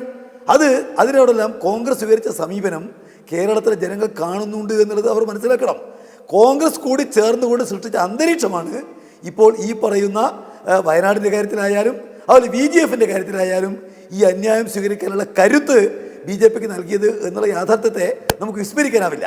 പിന്നെ വിഷ്ണുവിനോട് എനിക്ക് പറയാനുള്ളത്, ഇത്തരം ചർച്ചകളിൽ പങ്കെടുക്കുമ്പോൾ വിഷ്ണു എന്താണ് കാര്യം എന്നുള്ളത് കൃത്യമായിട്ട് മനസ്സിലാക്കണം. VGF എന്ന് പറയുന്നത് കേവലം ഒരു ഗ്രാൻഡ് മാത്രമാണ്. അതിന് ഈ കാലം അത്രയും ഏതെങ്കിലും നിലക്ക് കടം കൊടുത്തൊരു ചരിത്രമില്ല. പിന്നെ അദ്ദേഹം പറയുന്നത് തുറമുഖത്തിന് വേണ്ടിയുള്ള ഫണ്ടാണെന്ന്. അല്ല, ഈ കേരളത്തിൽ കൊച്ചി മെട്രോ കൊടുത്തിട്ടുണ്ടല്ലോ VGF. അതിന് യാതൊരു നിലക്കുമുള്ള നിബന്ധന കേരളത്തിലുണ്ടായിട്ടില്ലല്ലോ. അപ്പോൾ ഇത് തുറമുഖത്തിന് മാത്രമായി കൊടുക്കുന്നൊരു ഫണ്ടല്ല, ഇൻഫ്രാസ്ട്രക്ചർ ഡെവലപ്മെൻറ്റുമായിട്ട് കൊടുക്കുന്നൊരു ഫണ്ടാണ്. 2005 മുതൽ കൊടുത്തുകൊണ്ടിരിക്കുന്നുണ്ട്. ഇതുവരെ ഒരു സ്റ്റേറ്റിലെ പദ്ധതിക്കും ഒരു പൈസ വായ്പയായി കൊടുത്തിട്ടില്ല. കൊടുത്തെല്ലാം ഗ്രാൻഡായിട്ടാണ്. കേരളത്തോട് അത് ഗ്രാൻഡായി കൊടുക്കണമെന്ന് പറയുന്നത് അതേ പറയുന്ന ന്യായം എന്താ? ഇത് കേരളത്തിന് ഈ പദ്ധതിക്ക് വലിയ ലാഭം കിട്ടുന്നതാണ്. ലാഭവും VGFുമായിട്ട് യാതൊരു ബന്ധവുമില്ല. പിന്നെ ഞാൻ ചോദിക്കട്ടെ, ഈ വിഴിഞ്ഞ പദ്ധതിക്ക് എന്തു ചെയ്തു നരേന്ദ്രമോദി എന്ന് പറയുന്നത്? ഇവിടെ പറഞ്ഞു അദാനിക്ക് കൊടുത്തുമായി ബന്ധപ്പെട്ടുകൊണ്ടുള്ള വിയോജിപ്പ്. ഞങ്ങൾക്ക് അന്നും ഇന്നും വിയോജിപ്പുണ്ട്. വരുന്ന 14 കൊല്ലക്കാലം ഒരു പൈസ പോലും കേരളത്തിൽ വരുമാനമില്ലാതൊക്കെ ആരാ? അദാനിയുമായിട്ട് എഗ്രിമെന്റ് ഉണ്ടാക്കിയ UDF ആണ്, കോൺഗ്രസ് ആണ്. നിഷേധിക്കാൻ വേണ്ടി കഴിയോ? ഇവിടെ കേരളം ഇന്ന് വരെ 4777 കോടി ഉറുപ്പിക ഇതിനു വേണ്ടി ചെലവഴിച്ചു. പക്ഷേ ഒരു വരുമാനവും വരുന്ന 14 കൊല്ലക്കാലമില്ല. ആരാ എഗ്രിമെന്റ് ഉണ്ടാക്കിയത്? എന്നാൽ കേരളത്തിന് ഈ സ്വപ്ന പദ്ധതി നഷ്ടപ്പെടാൻ പാടില്ലെന്ന് ഞങ്ങൾ ഗവൺമെന്റ് വന്നപ്പോഴല്ല, ഇപ്പോൾ ഇവിടെ പറഞ്ഞല്ലോ, ഇത് നിങ്ങൾ പാർട്ടിക്കാരുമായിട്ട് സംസാരിച്ചപ്പോൾ അല്ല. 2016 ജനുവരി മാസത്തിൽ കേരളത്തിൽ ഇന്നത്തെ മുഖ്യമന്ത്രി പിണറായി വിജയൻ, അതുപോലെ തന്നെ അന്നത്തെ നേരത്തെ ധനകാര്യമന്ത്രിയായിരുന്ന ഐസക്ക്, അന്നത്തെ പാർട്ടി സെക്രട്ടറി കോടിയേരി, അവർ പരസ്യമായിട്ട് പത്രസമ്മേളനം നടത്തിയിട്ടുണ്ട്. എന്തിനു വേണ്ടിയാണെന്നറിയോ? ഞങ്ങളുടെ ഗവൺമെന്റ് അധികാരത്തിൽ വന്നാൽ ഈ പദ്ധതി നടപ്പാക്കില്ല എന്ന വ്യാപകമായ പ്രചാരവിലുണ്ട്. ഈ പദ്ധതിയോട് ഞങ്ങൾക്ക് വിയോജിപ്പുണ്ട്. അദാനിക്ക് ഈ കേരളത്തിൽ തീരെഴുതി കൊടുത്തതിൽ ഞങ്ങൾക്ക് തികച്ചും വിയോജിപ്പുണ്ട്. പക്ഷേ ഈ പദ്ധതി കേരളത്തിൻ്റെ സ്വപ്ന പദ്ധതിയാണ് എന്നുള്ളതുകൊണ്ട് ഞങ്ങളുടെ ഗവൺമെൻറ് വന്നാൽ ഇവിടെ UDFിൻ്റെ ഗവൺമെൻറ് ഉണ്ടാക്കിയ കരാർ അത് നടപ്പാക്കും. ആ കരാർ കേരളത്തിന് വിരുദ്ധമാണ് എന്ന് ഞങ്ങൾക്ക് അഭിപ്രായമുണ്ട്. ഇത് പറയാൻ വേണ്ടിയാണ് പിണറായിയും കോടിയേരിയും അതുപോലെ ഐസക്കും പത്രക്കാർക്കേണ്ടത്. മറന്നുപോയി, ഞാൻ ഡേറ്റ് പറഞ്ഞല്ലോ, 2016 ജനുവരിയിലാണ്. നിങ്ങൾ പരിശോധിച്ച് നോക്കണം. അതുകൊണ്ട് ഈ പദ്ധതിയുടെ 100% പണി ആരെടുത്ത്? LDFിൻ്റെ ഗവൺമെൻറ്റാണ്. ഈ ഗവൺമെൻറ് വന്നതിന് ശേഷമാണ്. കരാർ ഒപ്പിട്ട് പോയി ഉമ്മൻചാണ്ടി, ഒരു കാര്യം ചെയ്തിട്ടില്ല. എന്നാൽ ഈ പണികളൊക്കെ പൂർത്തീകരിച്ചിട്ട് അത് ഉദ്ഘാടനം ചെയ്യാൻ വേണ്ടി പോകുന്നത് ഈ ഗവൺമെൻറ്റാണ്. കേന്ദ്രം എന്ത് ചെയ്തു വന്നാൽ, കേന്ദ്രത്തിൽ ഇപ്പോൾ ഈ പദ്ധതി ആരംഭിച്ചിട്ട് ഒരുപാട് ദിവസമായില്ലല്ലോ. വിഴിഞ്ഞത്ത് ഇതുവരെ 70 കപ്പലുകൾ വന്നു. എത്രയാണ് കേന്ദ്രത്തിൽ കിട്ടിയ GST? 182 കോടിയാണ്. നിഷേധിക്കോ വിഷ്ണു? ഒരു കൊല്ലം 6000 കോടിയുടെ വരുമാനം ഉണ്ടാകും ഈ പദ്ധതിയിൽ നിന്ന് കേന്ദ്രത്തിന്, ഒരു എഗ്രിമെൻറ്റും ഇല്ലാതെ. ഈ കേരളത്തിന് കിട്ടുന്ന വരുമാനം എന്താ ഇവിടെ പറഞ്ഞല്ലോ. അപ്പോൾ നിങ്ങൾ കേരളീയാണെന്ന് ഓർമ്മിക്കണം കേട്ടോ വിഷ്ണു. നിങ്ങൾ അങ്ങ് തമിഴ്നാട്ടുകാരനോ അല്ലെങ്കിൽ പിന്നെ ഡൽഹിക്കാരനൊന്നും അല്ല. BJP പ്രവർത്തിക്കുന്നത് കേരളത്തിലാണ്. കേരളത്തിലെ ജനങ്ങൾക്ക് വേണ്ടി വാദിക്കുന്നുവെന്ന് ജനങ്ങളെ ബോധ്യപ്പെടുത്തണം. നിങ്ങൾ കേരള വിരുദ്ധരാണ്. ചരിത്രം BJPയെ കേരള വിരുദ്ധ പാർട്ടിയാണ് എന്ന് രേഖപ്പെടുത്തിയാൽ അതിൽ ചരിത്രത്തെയല്ല കുറ്റപ്പെടുത്തുന്നത് നിങ്ങളെയാണ്. നിങ്ങൾ കേരളത്തിനെതിരായിട്ട് ശത്രുതാപരമായിട്ടുള്ള നിലപാട് സ്വീകരിക്കുകയാണ്. ഈ കേരളത്തോട് കാണിക്കേണ്ട ഒരു മര്യാദയും കേന്ദ്ര ഗവൺമെന്റ് കാണിക്കുന്നില്ല. നിർഭാഗ്യവശാൽ ഇപ്പോൾ കോൺഗ്രസിൻ്റെ ആളുകൾ അനുകൂലമായിട്ട് നിലക്കെല്ലാം ഡൽഹിയിൽ മുന്നോട്ടേക്ക് വന്നിട്ടുണ്ടെങ്കിലും ഈ ദുസ്ഥിതി ഉണ്ടാക്കിയതിൽ കോൺഗ്രസിനെ പങ്കിനെ വിസ്മരിക്കാനാവില്ല. അവർ കൂടി ചേർന്നാണ് ഈ ദുർഗതിയിലേക്ക് കേരളത്തെ തള്ളിവിട്ടത്. BJPക്ക് നിലപാട് സ്വീകരിക്കാൻ കഴിഞ്ഞത് കോൺഗ്രസിനെ കൂടി പിൻബലം കൊണ്ടാണ് എന്ന കാര്യത്തിൽ രാഷ്ട്രീയ കേരളത്തിന് ഒരു സംശയം ഉണ്ടാവില്ല. തീർച്ചയായും വ്യക്തമാണ്. വസന്തരേക്ക് ഈ കോൺഗ്രസിൻ്റെ കേരളത്തിലെ കോൺഗ്രസിൻ്റെ ഈ സതീശൻ ഉയർത്തുന്ന ഈ രീതി, ഈ ശൈലി, അത് നേരത്തെ ചെന്നിത്തലയിൽ നിന്നൊക്കെ വ്യത്യസ്തമായ ഈ ശൈലി, അത് BJPക്കാണ് കൂടുതൽ കരുത്തു പകരുക. കാരണം കേരളത്തിൻ്റെ ശബ്ദത്തെ ദുർബലപ്പെടുത്താനുള്ള ശ്രമമായി അത് BJP കാണും എന്നതാണ് പ്രകാശ് മാസ്റ്ററുടെ വാദം. താങ്കൾക്ക് മറുപടി ഉണ്ടെങ്കിൽ ചുരുക്കി. അല്ല, അദ്ദേഹത്തിന് ഉത്തരം പറയാം. അതിനു മുമ്പ് വിഷ്ണുവിനെ ഉത്തരം പറയാനുണ്ട്. ഒന്ന്, ഡിപ്പാർട്ട്മെന്റ് ഓഫ് എക്കണോമിക് അഫയേഴ്സ്, അതായത് കേന്ദ്ര ധനകാര്യ മന്ത്രാലയത്തിന്റെ വെബ്സൈറ്റ് ആണ്. ഇതിൽ വളരെ കൃത്യമായി viability gap funding support scheme, അതായത് BJP ഒരു സപ്പോർട്ട് സ്കീമാണ്. അതായത് ഒരു പിന്തുണ, ഒരു സഹായം ഏതെങ്കിലും ഒരു സംസ്ഥാനം അല്ലെങ്കിൽ ഏതെങ്കിലും ഒരു വൻകിട പ്രൊജക്ട് ഉണ്ടാകുമ്പോൾ അവിടെ ആ പദ്ധതിയെ വയബിൾ ആക്കാൻ വേണ്ടി, എക്കണോമിക്കലി വയബിൾ ആക്കാൻ വേണ്ടി നൽകുന്ന സഹായം ആണ് എന്ന് കൃത്യമായി നിങ്ങളുടെ കേന്ദ്ര ധനകാര്യ മന്ത്രാലയത്തിന്റെ വെബ്സൈറ്റ് തന്നെ രേഖപ്പെടുത്തുന്നുണ്ട്. 2, സുരേഷ് ഗോപിയുമായി ബന്ധപ്പെട്ട കാര്യമാണ് പറയാനുള്ളത്. അദ്ദേഹം കഴിഞ്ഞ ദിവസം പാർലമെന്റിനുള്ളിൽ കാണിച്ചു കൂട്ടിയത് മുഴുവൻ, കുറെ കാലം അദ്ദേഹം സിനിമയിൽ നായകനായി അഭിനയിച്ച അദ്ദേഹം ഇപ്പോൾ സഭയിലെത്തിയപ്പോൾ ഒരു കോമാളിയായി മാറുന്നതാണ് കണ്ടത്. അദ്ദേഹത്തിന് തന്നെ സിനിമാ ഡയലോഗാണ് അദ്ദേഹത്തോട് പറയാനുള്ളത്. കൂട്ടത്തിലുള്ളവൻ രക്തം ചിന്തി കിടക്കുമ്പോ, വയനാടൻ ജനത രക്തം ചിന്തി കിടക്കുമ്പോ അങ്ങേക്കൊന്നും നോവില്ല. കാരണം നിങ്ങൾക്ക് കേരളം എന്ന് പറയുന്ന സംസ്ഥാനത്തോട്, മലയാളി എന്ന് പറയുന്ന മനുഷ്യ വിഭാഗത്തോട് യാതൊരു കമ്മിറ്റ്മെന്റും ഇല്ല. അറിയാലോ മോഹൻ തോമസിന്റെ, നരേന്ദ്രമോദിയുടെ ഇത് കിട്ടാൻ വേണ്ടി, സമ്പുഷ്ടി കിട്ടാൻ വേണ്ടി 4 നേരം പാർലമെന്റിൽ വന്നിരുന്ന് ഉറങ്ങി മടങ്ങിപ്പോകുന്ന, കോമാളിത്തരം കാണിച്ച് മടങ്ങിപ്പോകുന്ന Suresh Gopi, just remember that താങ്കളും മലയാളിയാണ്, VG വിഷ്ണു താങ്കളും മലയാളിയാണ് എന്നാണ് ഞങ്ങൾക്ക് പറയാനുള്ളത്. ഇനി പ്രകാശൻ മാസ്റ്ററിന്റെ ചോദ്യത്തിന് ഞാൻ കൃത്യമായ ഉത്തരം പറഞ്ഞു കഴിഞ്ഞു. ഞങ്ങൾക്ക് വ്യക്തമായി ഈ 2 വിഷയങ്ങളിലും വ്യക്തമായ രാഷ്ട്രീയ വിയോജിപ്പ് സംസ്ഥാനത്തിന്റെ നിലപാടുകളോടുമുണ്ട്. അതിൽ ഏറ്റവും പ്രധാനപ്പെട്ടത്, ഞങ്ങൾ ഭരിക്കുന്ന സംസ്ഥാനങ്ങൾ ഇതാ 100ഉം 200ഉം വീട് വെച്ച് നൽകാമെന്ന് പറയുമ്പോൾ പോലും അതിനോടൊരു ഒരു റിപ്ലൈ ലെറ്റർ അയക്കാൻ പോലും ഈ സംസ്ഥാന സർക്കാർ തയ്യാറാവുന്നില്ലെങ്കിൽ അവർക്കൊപ്പം ചേർന്ന് എങ്ങനെ സമരം ചെയ്യും എന്നുള്ളൊരു ചോദ്യമുണ്ട്. എന്ന് വെച്ച് ഞങ്ങൾ സമരരംഗത്ത് നിന്ന് പുറകോട്ട് പോകുന്നില്ല. പാർലമെന്റിനുള്ളിൽ, നിയമസഭയ്ക്കുള്ളിൽ, പാർലമെന്റ് മന്ദിരത്തിനുള്ളിൽ, പ്രധാനമന്ത്രിയുടെ വസതിയുടെ മുമ്പിൽ ഒക്കെ സമരവുമായി മുമ്പിട്ടിറങ്ങുന്നത് കോൺഗ്രസ് ആണ്. ഇനിയും ആ സമരങ്ങളുമായി ഞങ്ങൾ കേരളത്തിനൊപ്പം ഉണ്ടാവും, കേരള ജനതയുടെ ഒപ്പം ഉണ്ടാവും. സർക്കാരുമായി സംയുക്തമായ സമരം ആവശ്യമാണ് എന്ന് തോന്നുന്ന ഘട്ടങ്ങളിൽ അതുണ്ടാവും. അതുണ്ടായത് കൊണ്ടാണല്ലോ നിയമസഭയ്ക്കുള്ളിൽ. പക്ഷേ സതീശ കാലത്ത് അത് ഉണ്ടാവുമെന്ന് തോന്നുന്നില്ല. കാരണം അദ്ദേഹം വേറെ പല സ്വപ്നങ്ങളിലുമാണ് എന്നൊക്കെയാണ് രാഷ്ട്രീയ നിരീക്ഷകർ പറയുന്നത്. എനിക്കറിയില്ല, നിങ്ങളുടെ ഉള്ളിലും അങ്ങനെ പറയുന്നവരുണ്ട്. ഞാൻ എന്നൊരു പാട്ട് ഒരു പ്രമുഖ നേതാവ് പോസ്റ്റ് ചെയ്തത് ഞാൻ ഈ ഘട്ടത്തിൽ താങ്കളിലേക്ക് ഒന്ന് ഫോർവേഡ് ചെയ്യുകയാണ്. അല്ല, ഞാൻ ഏതായാലും അതിൽ കമന്റ് ചെയ്യാനില്ല. കോൺഗ്രസ് ഒരു ജനാധിപത്യ പാർട്ടിയാണ്, വ്യത്യസ്ത അഭിപ്രായങ്ങൾ. തീർച്ചയായും. ഓക്കെ ഞാൻ തിരിച്ചെത്താം.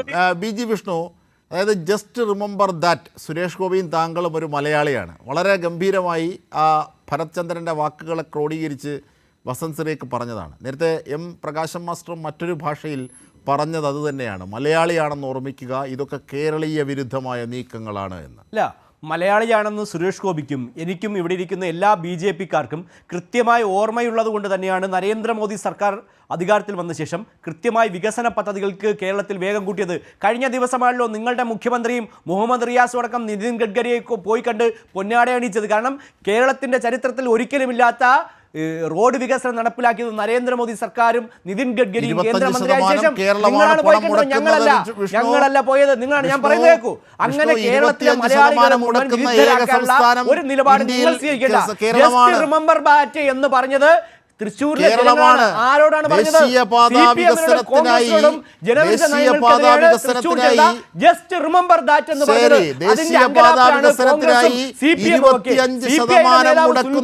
എത്ര നാളായി കരഞ്ഞുകൊണ്ടിരിക്കുന്നു. പ്രതാപൻ കരയുന്നു, കെ മുരളീധരൻ കരയുന്നു, സുരേഷ് ഗോപി ഗഡ്കരിയുടെയും മോദിയുടെയും ഒന്നും സ്വകാര്യ സ്വത്തല്ല ഈ ചോദിക്കുന്നത്. കേരളത്തിൽ നിന്ന് പിരിച്ചു കൊണ്ടുപോകുന്ന ടാക്സായി, ടോളായി അടക്കം പിരിച്ചു കൊണ്ടുപോകുന്ന പണത്തിൻ്റെ അവകാശപ്പെട്ട വിഹിതമാണ് എന്നോർത്താൽ നന്ന്. ഇത്രയേ ഞാൻ പറയുന്നുള്ളൂ. ശരി, അവസാന റൗണ്ടാണ്. അതുകൊണ്ട് ഓക്കെ ശ്രീ ജയചന്ദ്രൻ, ഈ വിഷയത്തിൽ കോൺഗ്രസും BJPയും സ്വീകരിക്കുന്നത്, കോൺഗ്രസിന് പല കാര്യങ്ങളിലും യോജിപ്പുണ്ട്. പക്ഷേ ചില നേതാക്കന്മാരുടെ പിടിവാശികൾ കോൺഗ്രസിൻ്റെ ആ പൊതു സ്വഭാവത്തെ ദുർബലപ്പെടുത്തുന്നു. അത് BJPക്ക് ഗുണപരമാകുന്നു എന്നാണ് പ്രകാശം മാസ്റ്റർ നിരീക്ഷിച്ചത്. വളരെ വളരെ കാതലായ രാഷ്ട്രീയ വിമർശനമാണ്. ശ്രീ ജയചന്ദ്രൻ. അജിംഷാ, അതിൻ്റെ കാതലായ പ്രശ്നം എന്ന് പറഞ്ഞാൽ മറ്റൊന്നാണ്. കാരണം ഈ 2016 മുതൽ ഇതുവരെയുള്ള വർഷങ്ങളുടെ ഒരു കണക്കെടുത്ത് നോക്കിയാൽ കേരളത്തിൻ്റെ കടുത്ത സാമ്പത്തിക പരാധീനതകൾക്കിടയിലും 90,000 കോടി രൂപയുടെ വികസന പദ്ധതികളാണ് ഓൺഗോയിങ് ആയിട്ടുള്ളത്. അതിൽ 50,000 കോടി രൂപ ആദ്യം കിഫ്ബി വഴി പറഞ്ഞു, അത് 62,000 കോടിയായി, പിന്നെ അതിപ്പോൾ 90,000 കോടി രൂപയുടേതായി. അതെല്ലാം സമയബന്ധിതമായി അടുത്ത വർഷം 2026 സെപ്റ്റംബർ, ഒക്ടോബർ, പിന്നെ ഡിസംബർ ഓടുകൂടി തീരുകയാണ് ഈ 90,000 കോടി രൂപയുടെയും വികസന പദ്ധതികൾ. ഇത്രയും വികസന പദ്ധതികൾ വന്ന് കഴിയുമ്പോൾ എന്താവും കേരളം എന്നുള്ളത് ഊഹിക്കാൻ സാമാന്യ ശേഷി ഉള്ള ആൾക്കാർ തന്നെയാണല്ലോ ഈ പ്രതിപക്ഷ നേതാവ് അടക്കമുള്ള രാഷ്ട്രീയ കക്ഷി നേതാക്കൾ. അത് തന്നെയാണ് ഉറക്കം കെടുത്തുന്നത്. അതിന് ഇപ്പം മുതൽ തന്നെ ഏറ്റവും അടിസ്ഥാനപരമായ വികസന പ്രവർത്തനങ്ങൾ ഒന്നും നടക്കുന്നില്ല, കിഫ്ബി മുഴുവൻ കുഴപ്പമാണ് എന്നൊക്കെ വരുത്തി തീർക്കാനാവുന്നത്ര ശ്രമിച്ചു. എന്ന് മാത്രമല്ല, CNDG കൊണ്ട് എന്തൊക്കെയാണ് ചെയ്യിപ്പിച്ചത് ഇവിടെ ഈ കിഫ്ബിയുടെ കാര്യത്തിൽ. അവസാനം കോടതി എന്താണ് പറഞ്ഞത്? അതൊക്കെ നിൽക്കെ തന്നെ ഇത് ഒരു പ്രധാനപ്പെട്ട പ്രശ്നം എന്ന് പറയുന്നത് ഭരണകക്ഷി MLA-മാരുടെ മണ്ഡലത്തിൽ മാത്രമല്ലല്ലോ ഇത് നടക്കുന്നത്, പ്രതിപക്ഷ കക്ഷി MLA-മാരുടെ മണ്ഡലത്തിൽ ഇത് തന്നെ നടക്കുകയാണല്ലോ. അപ്പോൾ ഈ കിഫ്ബിയുടെ വികസന പ്രവർത്തനങ്ങൾ ആകെ 140 മണ്ഡലങ്ങളിലും കൂടാതെ national highway authority of India NHAIയുടെ വർക്കിൽ 25% അങ്ങോട്ട് കൊടുത്തുകൊണ്ട് അതും ചെയ്യിക്കുന്നു. അപ്പോൾ അത്തരത്തിലുള്ള 90,000 കോടി രൂപയുടെ വികസന പ്രവർത്തനങ്ങൾ കേരളത്തിൽ വരുന്നു എന്നുള്ളത് ചെറിയ മോശപ്പെട്ട ഒരു കാര്യമല്ല. അത് തന്നെയാണ് അലട്ടുന്നത്. അതുകൊണ്ട് തന്നെയാണ് അവരോട് കൂടണമെന്നുണ്ടെങ്കിൽ 3 പ്രാവശ്യം ആലോചിക്കണം എന്ന് ഇന്ന് പ്രതിപക്ഷ നേതാവ് പറയുന്നത്. 3 അല്ല 300 പ്രാവശ്യം ആലോചിച്ചാലും എനിക്ക് സംശയമൊന്നുമില്ല അദ്ദേഹം LDF-ഉമായിട്ട് ഒരു സമര പരിപാടിയും കൂടാൻ പോകുന്നില്ല. അത് തന്നെയായിരിക്കും നിലപാട്. പക്ഷേ അതിനോട് കോൺഗ്രസിലെ പലർക്കും വിമുഖത ഉണ്ടെന്ന് കൂടി അദ്ദേഹം മനസ്സിലാക്കുന്നത് നല്ലതാണ്. അതെ അത് അദ്ദേഹം സൂചിപ്പിച്ചു, അദ്ദേഹത്തിന്റെ പരിമിതിയിൽ നിന്നുകൊണ്ട്. 2015 തന്നെ വിഴിഞ്ഞം പദ്ധതിയുമായി ബന്ധപ്പെട്ട് കേന്ദ്ര ധനകാര്യ മന്ത്രാലയം കേരളവുമായി ഒരു എഗ്രിമെന്റ് ചെയ്തിരുന്നു. അതിൽ കൃത്യമായി തന്നെ അന്ന് തന്നെ 2015 ഫെബ്രുവരി 3 തന്നെ കേരളത്തിന് അയച്ച കത്തിൽ Shri James Varghese principal secretary government of Kerala അദ്ദേഹത്തിന് അന്ന് തന്നെ കേന്ദ്രത്തിൻ്റെ ധനകാര്യ മന്ത്രാലയത്തിൽ കൃത്യമായി അറിയിപ്പ് നൽകിയിരുന്നു. VGF ഗ്രാൻഡായിട്ട് മാത്രമല്ല ഈ പദ്ധതിയുമായി പരിഹരിക്കേണ്ടി വന്നാൽ മറ്റു രീതിയിലും പണം നൽകും. അങ്ങനെ കൃത്യമായ ഒരു എഗ്രിമെന്റ് 2015 തന്നെ അതിന്റെ കരാറിന്റെ പൂർണ്ണരൂപം എപ്പോഴാണ് അത് കൃത്യമായി കേരള സർക്കാരിനെ കേന്ദ്ര സർക്കാർ അറിയിച്ചിട്ടുണ്ട്. അല്ലാതെ അറിയിക്കാതെ ഒന്നുമല്ല. നിങ്ങൾ ഏകപക്ഷീയമായി ഇതെല്ലാം ഒരു സ്കീം ഇല്ല എന്ന് പറയുമ്പോൾ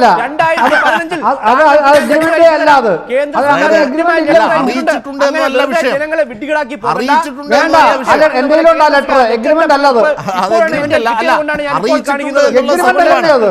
തീരുമാനിച്ചതിന് ശേഷം അങ്ങനെ ഗ്രാൻഡിന് മാറ്റിയിട്ട് വായ്പയായി നൽകിയത്. വിഷ്ണു വാവച്ച് വിശുദ്ധനാവാൻ പറ്റില്ല. അല്ല, ലെറ്റർ താങ്കൾക്ക് വായിച്ചിരുന്നേ, താങ്കൾ പബ്ലിഷ് ചെയ്തോളൂ.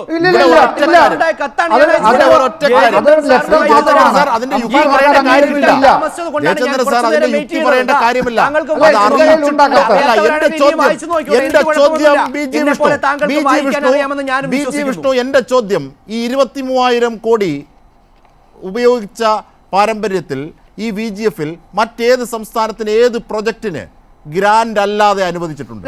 ആ എഗ്രിമെന്റ് പറയുന്ന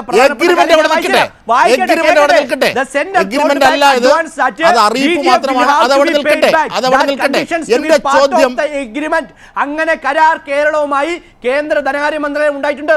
3ാമത്തെ പാരഗ്രാഫിൽ പറയുന്നു 2015 ഫെബ്രുവരി 3 കേന്ദ്രം കേരളത്തെ പറ്റി കൃത്യമായ ധാരണ ഉണ്ടാക്കിയിട്ടുണ്ട്.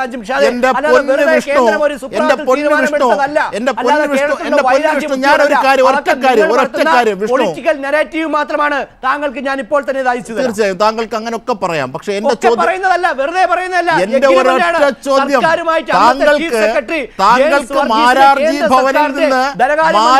ഭവനിൽ നിന്ന് ഇപ്പോൾ ആ മെസ്സേജ് എത്തുമ്പോൾ താങ്കൾക്ക് ഒരു കാര്യം ചോദിക്കാം. VGF മുമ്പ് കടമായി ഏതൊക്കെ സംസ്ഥാനത്തിന് ഏതൊക്കെ പ്രൊജക്ടിന് നൽകിയിട്ടുണ്ട്? ധാരണ ഉണ്ടാക്കിയതിന്റെ അടിസ്ഥാനത്തിലാണെന്നേ. വലിയൊരു പക്ഷേ ആ നൽകേണ്ടി വന്നാൽ അത് തിരിച്ചടയ്ക്കാമെന്ന് 2015 ധാരണ ഉണ്ടാക്കിയിട്ടുണ്ടെന്നേ. അത് ചീഫ് സെക്രട്ടറിയുമായിട്ട് കത്ത് ഒപ്പിട്ടിരുന്നേ ധനകാര്യ മന്ത്രാലയം. നിങ്ങൾ വെറുതെ പറഞ്ഞു പോയാലോ. ഗ്രാന്റ് മാത്രമല്ല, വേണ്ടി വന്നാൽ അതിൽ ഉൾപ്പെടുത്തിക്കൊണ്ട് വായ്പയും നൽകാം, അത് തിരിച്ചടയ്ക്കാമെന്ന് കൃത്യമായ ധാരണ ഉണ്ടാക്കിയിട്ടുണ്ടെന്നേ. ഇല്ലെങ്കിൽ നിങ്ങൾ അത് തെറ്റാണെന്ന് പറയൂ. വിഷ്ണു, എന്റെ ചോദ്യം ഇതാണ്. അല്ല, നിങ്ങൾ വെറുതെ കേരളത്തെ ദ്രോഹിക്കുന്നു, കേരള വിരുദ്ധമാണ് എന്ത്? അതാണ് ഞാൻ ചോദിക്കുന്നത്. ഞാൻ ചോദിക്കുന്നത് കേൾക്കാതെ താങ്കൾ ഇങ്ങനെ വർത്തമാനം പറഞ്ഞുകൊണ്ടിരുന്നിട്ട് കാര്യമില്ല. ഞാൻ ചോദിക്കുന്നത് അത് കത്തിന് എഗ്രിമെന്റായി താങ്കൾ പറഞ്ഞാലും ഇല്ലേലും എന്റെ ചോദ്യം വിഷ്ണു, കേന്ദ്രവും സംസ്ഥാനവും എടുത്ത എഗ്രിമെന്റിന്റെ അടിസ്ഥാനത്തിൽ തന്നെയാണ് ഇത്തരത്തിലുള്ള ഒരു നടപടിയുമായി മുന്നോട്ട് പോയത്. ഗ്രാന്റുകൾ വായ്പമല്ല, കൃത്യമായി തീരുമാനിച്ചിരുന്നു. ഏതോ ഒരു വലിയ പോയിന്റ് കിട്ടിയതുപോലെ പറയുകയാണ്. കൃത്യമായ ധാരണയാണ് ഞാൻ പറയുന്നത്. ശരി, താങ്കൾക്ക് ധാരണയുണ്ട്. ധാരണയില്ലെന്ന് ഞാൻ പറഞ്ഞില്ല. ഞാനും നിങ്ങളുമല്ല, സർക്കാരുകൾ ഉണ്ടാക്കിയതാണ്. അല്ല, ശരി, അത് കത്തിനെ അറിയിപ്പിനെ എഗ്രിമെന്റായി നിങ്ങൾ വ്യാഖ്യാനിച്ചോളൂ, പ്രശ്നമല്ല. അത് ധാരണയാണെന്ന്. ശരി, താങ്കൾ വാദത്തിന്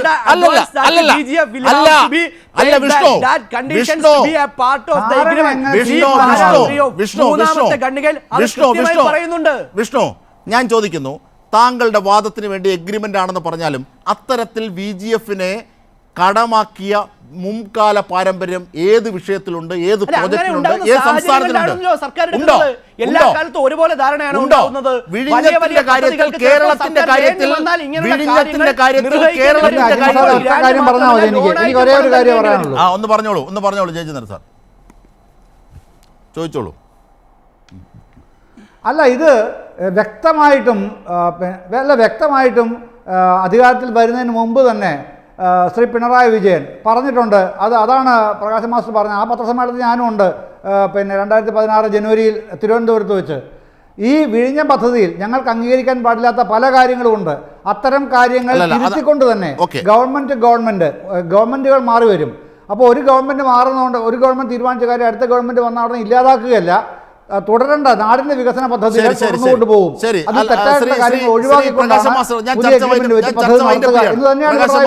ചർച്ച വൈൻഡപ്പിയാണ്. താങ്കൾ ഏറ്റവും ചുരുക്കി പറയണം. അതായത് VGF എന്നത് അത് എഗ്രിമെന്റോ കത്തോ അറിയിപ്പോ എന്തോ ആയിക്കോട്ടെ, VGF എന്നത് മുൻകാലത്ത് മറ്റേതെങ്കിലും പ്രൊജക്ടിന് വിഴിഞ്ഞത്തിനല്ലാതെ കടമായി നൽകിയിട്ടുണ്ടോ? ആ ചോദ്യത്തിന് BJPക്ക് മറുപടിയില്ല. എഗ്രിമെന്റ് ഉണ്ടാക്കിയിട്ടുണ്ടത്രേ, അതാണ് ഉയർത്തിപ്പിടിക്കുന്നത്. ചുരുക്കി പെട്ടെന്ന്.